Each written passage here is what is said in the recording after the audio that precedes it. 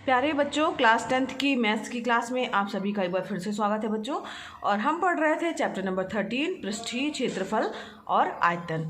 बच्चों, प्रश्नावली 13.1 हम लोगों ने ख़त्म कर ली है। और इसके पहले की वीडियो क्लासेस में अगर आपने वो वीडियो नहीं देखे हैं तो जाकर चैनल की प्लेलिस्ट में देख सकते हैं। और आज हमें स्टार्ट करना है प्रश्नावली 13.2। तो चलिए आइए देखते हैं इसका पहला प्रश्न क्या है। तो पहला प्रश्न है बच्चों 13.12 का कि एक ठोस एक अर्धगोले पर खड़े एक शंकु के आकार का है। ठीक है, तो अर्धगोला है हमारा, उसके ऊपर एक शंकु है जिसकी त्रिज्याएं जो है 1 सेंटीमीटर है तथा शंकु की ऊंचाई उसकी त्रिज्या के बराबर है। इस ठोस का आयतन पाई के पदों में ज्ञात करना है। यहाँ पर बच्चों ध्यान दीजिए, पाई के पदों में ज्ञात करना है, यानी हमें पाई का मान जो है 22/7 नहीं लिखना है। उसका आंसर जो है वो पाई के रूप में आएगा। तो यहाँ पर देखिए, सबसे पहले हम क्या ज्ञात करेंगे, अर्धगोले का आयतन ज्ञात करेंगे और उसके बाद शंकु का जो आकार का आयतन है उसका ज्ञात कर लेंगे। तो अर्धगोले का आयतन और शंकु का आयतन जोड़ देंगे तो हमारे पास जो है वो जो हमारा ठोस है ना, उसका आयतन निकल जाएगा। आइए देखते हैं इस प्रश्न को कैसे हल करेंगे। सबसे पहले बच्चों जो चीज़ें दी हुई हैं वो हम लिख लेते हैं। तो दिया है, क्या दिया हुआ है कि अर्धगोले की जो त्रिज्या है वो 1 सेंटीमीटर है। तो अर्धगोले की त्रिज्या बराबर जो है, और शंकु की त्रिज्या जो है वो दोनों जो है वो बराबर दी हुई। तो अर्धगोले की त्रिज्या है और शंकु की त्रिज्या वो बराबर है। शंकु की त्रिज्या और कितना दिया हुआ है, 1 सेंटीमीटर। ठीक है, ये तो प्रश्न में ही दिया हुआ है। और शंकु की जो ऊंचाई है वो भी त्रिज्या के बराबर है ना। तो इसका मतलब क्या हुआ कि जो शंकु की ऊंचाई होगी बच्चों वो भी क्या होगी, 1 सेंटीमीटर होगी ना। तो ये भी दिया ही हुआ है। तथा क्या दिया हुआ है, शंकु की ऊंचाई जो है वो उसकी त्रिज्या के बराबर है ना। वो शंकु की त्रिज्या दोनों बराबर हैं। शंकु की त्रिज्या ये दोनों कितना दिया हुआ है, 1 सेंटीमीटर दिया हुआ है। अब हम सीधे सीधे ज्ञात करेंगे अर्धगोले का आयतन। अर्धगोले का आयतन क्या फार्मूला होता है, ये फार्मूले बच्चों आपको पहले के जो जब हमने चैप्टर स्टार्ट किया था तो सबसे पहला जो वीडियो था उसमें सारे फार्मूले ही थे, वो आपको अच्छे से याद कर लेने हैं ताकि आप जो है प्रश्नों को कर सकें। अगर फार्मूले याद नहीं होंगे बच्चों तो प्रश्न आप नहीं कर पाएंगे। ठीक है, तो अर्धगोले का आयतन बराबर क्या होता है, 2/3 pi r cube. Pi r cube, r क्या है, त्रिज्या है। ठीक है, तो यहाँ पर पाई का मान हमें रखना नहीं है, आर का मान रख दे रहे हैं। पाई हो गया, आर जो है हमारा 1 सेंटीमीटर है। ठीक, तो ये आ गया 2/3 पाई घन सेंटीमीटर। ठीक है, ये आ गया हमारे पास अर्धगोले का आयतन। अब हम क्या ज्ञात करेंगे, शंकु का आयतन। शंकु का आयतन बराबर, अब इसका भी फार्मूला आपको याद होना चाहिए। तो शंकु का आयतन बराबर होता है 1/3 पाई आर स्क्वायर एच। ये फार्मूला है, आपको याद होना चाहिए। ठीक है बच्चों, तो 1/3 पाई का मान पाई ही रखना है। आर यहाँ पर 1 है तो यहाँ पर 1 का स्क्वायर हो जाएगा। और ऊंचाई भी कितनी दी हुई है, 1 दी हुई है ना, यहाँ पे दी हुई है ना। शंकु की ऊंचाई 1, त्रिज्या 1 सेंटीमीटर। तो इसको हल करेंगे तो क्या आ जाएगा, 1 का स्क्वायर करेंगे 1 ही आएगा, यानी 1/3 पाई। ठीक, तो 1/3 पाई घन सेंटीमीटर। अब इन दोनों को जोड़ देंगे तो हमारे पास में क्या आ जाएगा, ठोस का आयतन हो जाएगा ना। तो लिखिएगा, अतः ठोस का आयतन। अतः ठोस का आयतन, अब ठोस का आयतन बराबर क्या हो जाएगा, अर्धगोले का आयतन। अर्धगोले का आयतन प्लस शंकु का आयतन।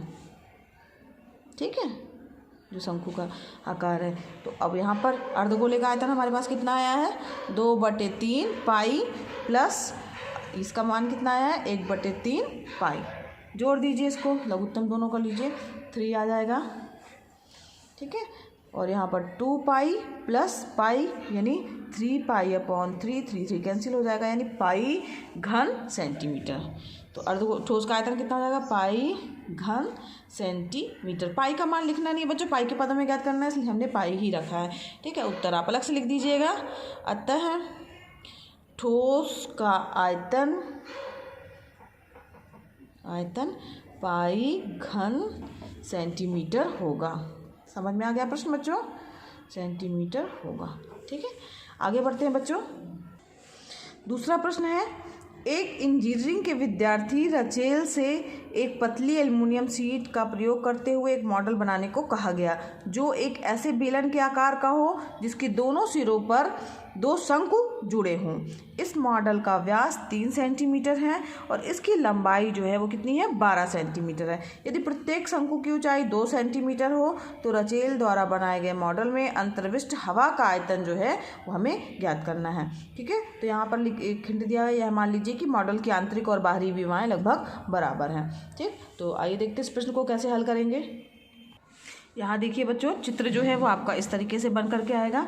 तो यहाँ पर जो है वो जो शंकु है उसकी ऊंचाई 2 सेंटीमीटर दी हुई है, यहाँ पर भी 2 सेंटीमीटर दी हुई है और यहाँ पर बच्चों देखिए यहाँ पर इसका जो व्यास दिया हुआ है वो 3 सेंटीमीटर है। यानी ये कितना है यहाँ पर व्यास, 3 सेंटीमीटर यहाँ से यहाँ तक की दूरी। तो त्रिज्या कितनी हो जाएगी, आधी हो जाएगी, 1.5 सेंटीमीटर हो जाएगी। ठीक है, और यहाँ से पूरी ऊँचाई कितनी दी हुई है, 12 सेंटीमीटर। ये 2 सेंटीमीटर है, ये 2 सेंटीमीटर है, तो इसकी बेलन की ऊँचाई कितनी हो जाएगी बच्चों, ये हो जाएगी हमारे पास में 8 सेंटीमीटर। समझ में आ रहा है बच्चों, ये 8 क्यों होगी, क्योंकि यहाँ 2 घट जाएगा, ये भी 2 घट जाएगा, तो बेलन की ऊंचाई कितनी हो जाएगी, 8 सेंटीमीटर हो जाएगी, सेंटीमीटर।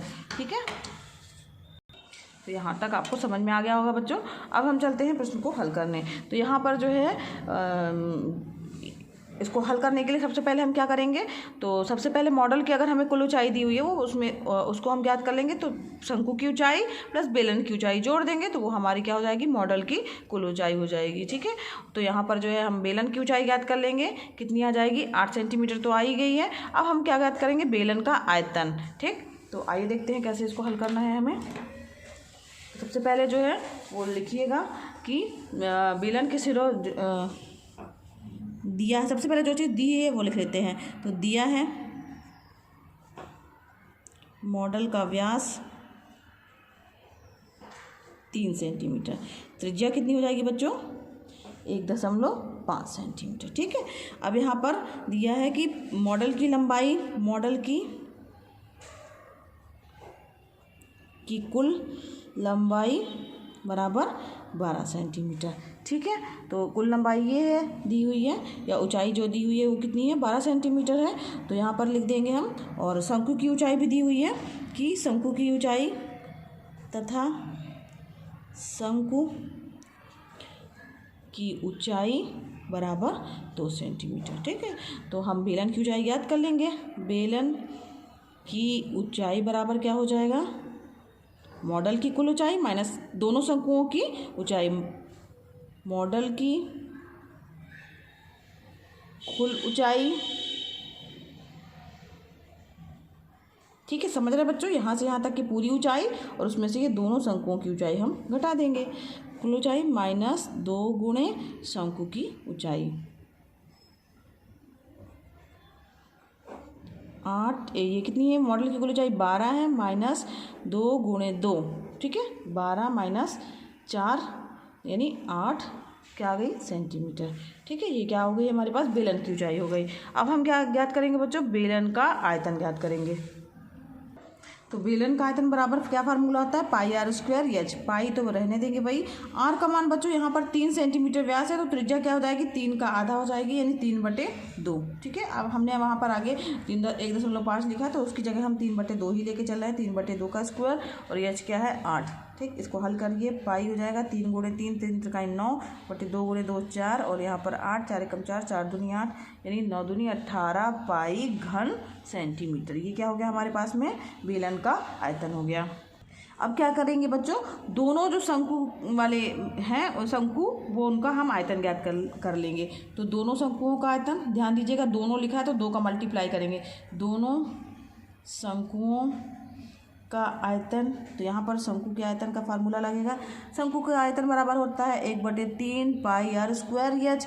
2 है बच्चों यहाँ पर, तो 2 का मल्टीप्लाई हो जाएगा। समझ में आ रहा है ना बच्चों, ठीक है, तो 2/3 हो गया, पाई को पाई ही रहने देंगे। आर का मान क्या है यहाँ पर, आर का मान जो है वो 3/2 है, 3/2 का स्क्वायर, और एच का मान यहाँ पर, इसकी ऊंचाई कितनी दी हुई है शंकु की, 2।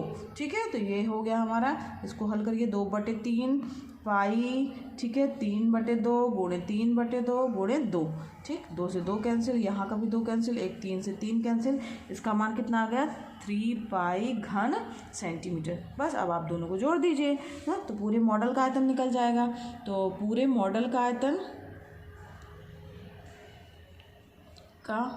आयतन बराबर बेलन का आयतन, जो अंदर हवा भरी उसका ज्ञात करना है ना, तो पूरे मॉडल का आयतन की जगह लिख सकते हैं पूरे मॉडल में भरी हवा का आयतन बराबर बेलन का आयतन प्लस क्या हो जाएगा, दोनों शंकुओं का आयतन, दोनों शंकुओं का आयतन, ठीक है। आयतन बेलन का आयतन क्या आया है हमारा बच्चों 18 पाई, और इसका आयतन कितना आया 3 पाई, ठीक है। जोड़ दीजिए तो कितना आ गया 21 पाई।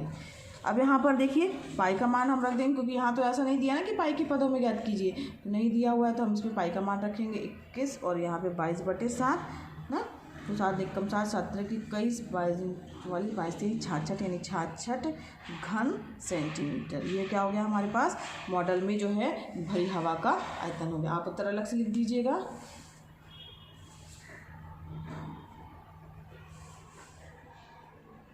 मॉडल में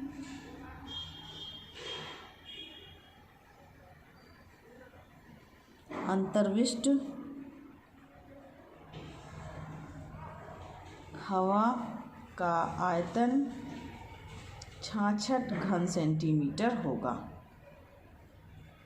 ठीक था ना सरल सा। तो बस कुछ नहीं बच्चों, इसमें पूरे जितने भी प्रश्न हैं उसमें आपको बेलन है, शंकु है, अर्धवृत्त है, गोला है, इन सब के जो है वो आयतन, पृष्ठीय क्षेत्रफल, इन सब की जो है परिभाषाएं पता होनी चाहिए, ठीक है। तो सवाल हल करना आसान होगा। आइए चलते हैं नेक्स्ट प्रश्न की ओर। तीसरा प्रश्न है बच्चों, एक गुलाब जामुन में उसके आयतन की लगभग 30% चीनी की चाशनी होती है, ठीक है। 45 गुलाब जामुनों में लगभग कितनी चाशनी होगी यदि प्रत्येक गुलाब जामुन एक बेलन के आकार का है, जिसके दोनों सिरे अर्धगोलाकार हैं तथा इसकी लंबाई 5 सेंटीमीटर है और व्यास कितना दिया हुआ है 2.8 सेंटीमीटर है। यहाँ पर देखिए चित्र भी दिख रहा है, ये देखिए 30% जो है वो जो गुलाब जामुन में उसके आयतन का जो है 30% जो है वो चीनी की चाशनी है, और 45 कितने हैं 45 गुलाब जामुन दिए हुए हैं, और इनका जो सिरे जो है वो अर्धगोलाकार है। तो हम सबसे पहले इसको किस तरीके से ज्ञात करेंगे, तो सबसे पहले हम ज्ञात करेंगे जो गुलाब जामुन के गोलाकार दोनों भागों का आयतन ज्ञात कर लेंगे, ठीक है। तो अब इसके बाद फिर बेलनाकार भाग का आयतन ज्ञात करेंगे, एक गुलाब जामुन के लिए पहले करेंगे वही प्रक्रिया, ठीक है। तो एक गुलाब जामुन का पूरा आयतन ज्ञात करेंगे जिस तरीके से इसके पहले वीडियो क्लास में इसके पहले जो क्वेश्चन में किया उसमें दोनों तरफ क्या थे बच्चों, शंकु थे।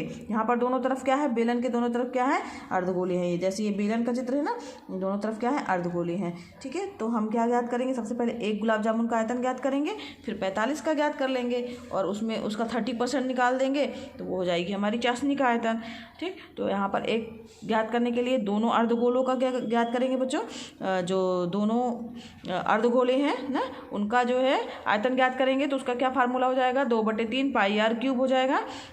अब चूंकि 2 है तो 2 का मल्टीप्लाई कर दीजिएगा, और बेलनाकार भाग का आयतन क्या होता है पाई r स्क्वायर h होता है, तो उससे आप ज्ञात कर लीजिएगा। यहाँ पर r का मान जो है वो दिया हुआ है, कितना दिया हो जाएगा, r का मान हो जाएगा 2.48 का आधा करेंगे वो हमारी त्रिज्या हो जाएगी, यानी 1.4 सेंटीमीटर त्रिज्या हो गई बस। और यहाँ पर जो है ऊंचाई जो है वो कितनी हो जाएगी, टोटल ऊंचाई जो है वो 5 दी हुई है और 1.4 है, तो 5 में से 1.4 इस तरफ का घट जाएगा, 1.4 इस तरफ का घट जाएगा, ठीक है। तो जो बेलन वाले भाग का आयतन है वो आ जाएगा।